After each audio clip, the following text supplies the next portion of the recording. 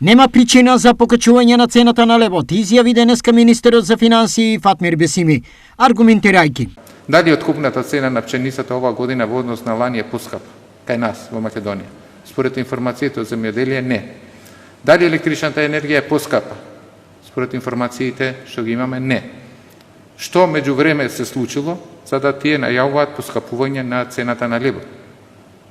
Така да ќе се разговара со нив, ние ќе ги дискутираме, ресорните министри ќе разговарат, ние како ресорно министерство ќе бидеме вклучени во секоја фаза и ќе излеземе во пресред на секоја ситуација во однос на овие ситуации што може да влијаат од аспект на ценовната криза. Доколку некои од секторот се одлучат на повисоки цени за левот, тогаш тие ќе се соочат со одговорност. Исто така секој си носи дел од својата одговорност. Во време на криза не треба шпекулативно да се зголемуваат цените.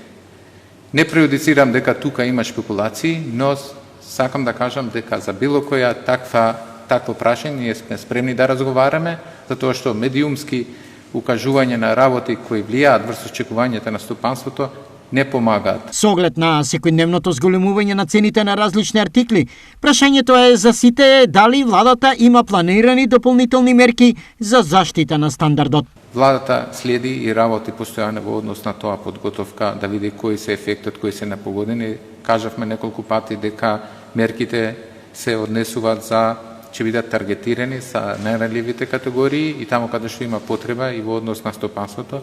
Веќе поддршката продолжи за граѓаните за електрична енергија. 2023 се дадени 63 милиони евра субвенции од буџетот према СМ за цената на електрична енергија за домаќинствата и вкупно до сега 380 милиони евра од 2021, 2022 и 2023 вклучително се дадени за граѓаните, да се субвенционира цената за граѓаните. Во сите прашања кои се упатуваат на известни есенски покачувања и листата на основни артикли за кои владата најави дека ќе бидат со повисоко ДДВ, што автоматски значи и повисоки цени.